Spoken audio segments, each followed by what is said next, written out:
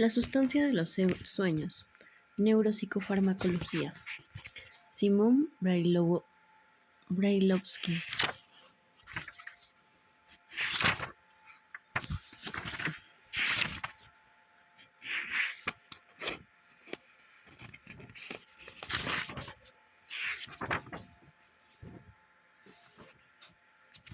Métodos de estudio del sistema nervioso central. A pesar de que la fascinación del ser humano por el cerebro data de hace miles de años, su conocimiento ha dependido, al menos en parte, de las herramientas con las que se ha contado para desarrollar y amplificar sus sentidos. No se ha tratado únicamente de mejorar la comunicación hacia el exterior con semejantes, sino también a expandir sus horizontes interiores y también a pesar de que la ciencia, mediante la observación y el análisis de la conducta del hombre y de los animales, tanto en condiciones normales como ante alguna patología, ha ayudado a lo siguiente, haciendo para conocernos más. En la actualidad podemos complementar este análisis con nuevas técnicas, las cuales nos conducen ante interrogantes desde nuevos puntos de vista. El ser humano ha recorrido un largo camino para desarrollar estas técnicas y aún le falta mucho más. Parte de ese avance radica en la solución de problemas de esta misma técnica que estas mismas técnicas plantean y en conocer sus limitaciones. Los factores más importantes a considerar cuando se evalúa la utilidad de una técnica son tres: la resolución temporal, la resolución espacial y el grado de invasividad, término que se refiere a la invasión del organismo, desde la simple inyección hasta la cirugía mayor. La resolución temporal se refiere a la capacidad para detectar fenómenos dinámicos que cambian el tiempo, desde milésima de segundo hasta hora o días. La resolución espacial se relaciona con la sensibilidad de la técnica para detectar dimensiones pequeñas, desde la milésima de milímetro, la micra, hasta los centímetros. Finalmente, el grado de invasividad nos indica la necesidad o no de detectar alguna sustancia al organismo, practicar incisiones, hacer cortes o producir lesiones. Conocer algunas de las técnicas disponibles en la actualidad para esta tarea, aunque sea de manera superficial, puede ayudar a valorar su utilidad y, o menos importante, saber sus límites. Por ejemplo, no podemos esperar un electroencefalograma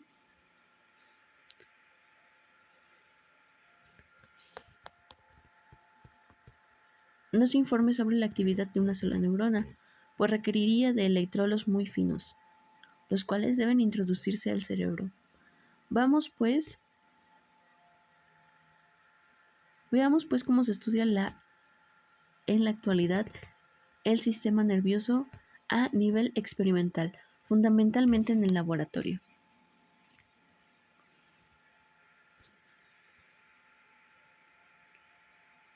Figura 1. Técnicas para el estudio de la función cerebral, resolución temporal o resolución espacial. Aquí se muestran los límites de la definición en el tiempo ordenadas de métodos. La estructura microscópica de las células nerviosas puede estudiarse en rebanadas finas de tejidos grosores y entre 5 y 50 milímetros. Fijados previamente, es decir, tratando químicamente para que no se descomponga, fresco o congelado inmediatamente después de su extracción. Una vez que se tienen estos cortes finos, se tiñen con un colorante. La elección de este depende de lo que se requiere analizar en el método de Nice. Por ejemplo, se utilizan colorantes con anilina con afinidad por el ácido ribonucleico ARN del retículo endoplasmático rugoso y permite ver el tamaño, forma y densidad de los cuerpos celulares. Colorantes de sales de plata, llamados impregnación argénica, son útiles para teñir el cuerpo y las ramificaciones neuronales, dendritas y axón, visibles al microscopio de luz o electrónico. Estos métodos, conocidos como de Golgi, en honor a su descubridor, el anatomista italiano Camillo Golgi, a finales del siglo pasado. Representaron un avance cualitativo de nuestro conocimiento acerca de la morfología del sistema nervioso central. En particular, gracias a los estudios de Santiago Ramón y Cajal en España, no todas las neuronas se tiñen con estas sales de plata, y sigue siendo un misterio por qué solo algunas de estas células son afines al colorante. En la actualidad podemos insertar un microelectrodo, por ejemplo, un tubo de vidrio estirado con calor para obtener una punta de algunas milésimas de milímetro de diámetro e inyectar colorantes especiales dentro de la célula. Aún más, podemos unir uno de estos colorantes con el anticuerpo que sea específico para algún componente de una neurona en particular y así identificar células de diferentes familias. Para obtener información sobre las conexiones neuronales se usan otras técnicas. Si seccionamos el axón, que es la prolongación que sale de la neurona y conduce el impulso nervioso, su posición distal es más alejada al cuerpo neuronal. Degenera. Este fenómeno se conoce como degeneración anterógrada hacia adelante. Con el método de Marchi se tiñe la mielina, la envoltura axonal, y existen otras técnicas en las que se tiñen las terminales sinápticas. También podemos examinar el cambio causado por la degeneración retrógrada, esto es, aquella que inicia el sitio de lesión axonal y se dirige hacia el cuerpo neuronal. Podemos aprovechar el transporte axonal, el flujo de células a través del axón, para inyectar sustancias marcadoras o utilizar moléculas tomadas de la neurona para ser transportadoras. Tal es el caso de la enzima peroxidasa, de raíz fuerte o de aminoácidos radioactivos.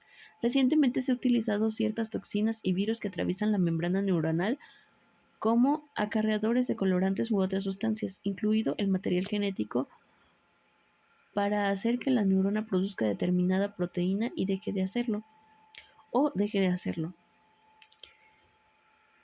que puede ser visualizada con el microscopio. Métodos conductuales.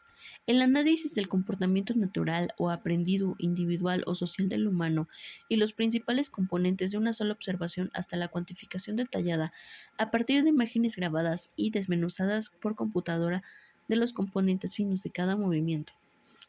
El empleo del método condicionamiento clásico pavloviano o instrumental.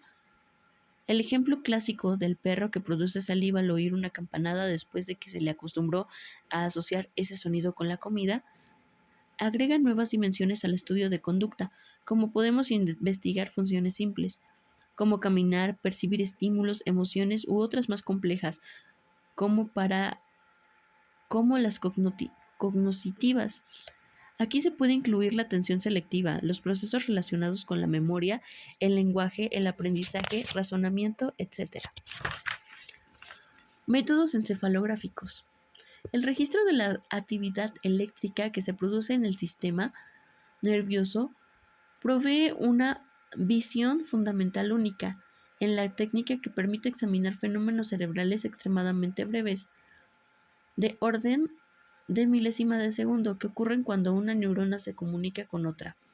El llamado impulso nervioso, la señal elemental y fundamental de la transferencia de información, se manifiesta a nivel eléctrico y por lo tanto también magnético.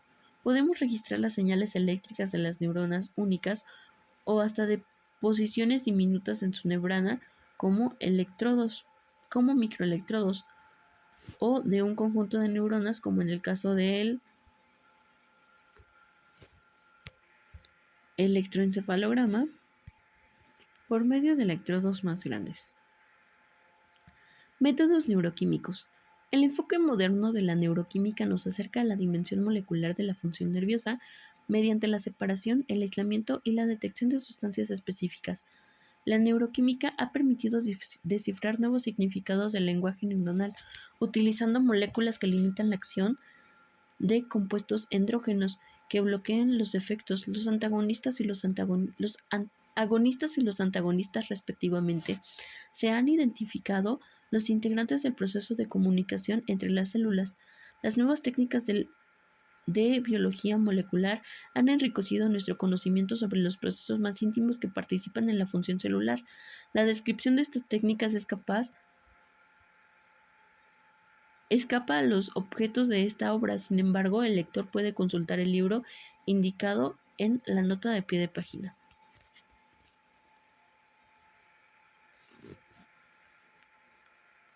Imagenología. Existen otros métodos para visualizar el sistema nervioso en los que se utiliza el sonido, la luz, el registro del flujo sanguíneo cerebral o la distribución de marcadores radioactivos. Por medio de los detectores de señales y programas de computadora se pueden analizar cortes del cerebro o de la médula espinal de alta resolución espacial con la resonancia magnética nuclear. Es posible conectar masas de 2 a 3 milímetros de magnitud. La tomografía por emisión de positrones es otra técnica que permite estudiar el sistema nervioso desde un punto de vista dinámico, aunque su resolución espacial y temporal son limitadas. Al conjunto de esta técnica basada en el análisis de imágenes se le conoce como imagenología. Esta nueva disciplina se enriquece actualmente con un conjunto de varias técnicas al mismo tiempo. Por ejemplo, la unión de la resonancia magnética nuclear con el electroencefalograma o con la magnetoencefalografía.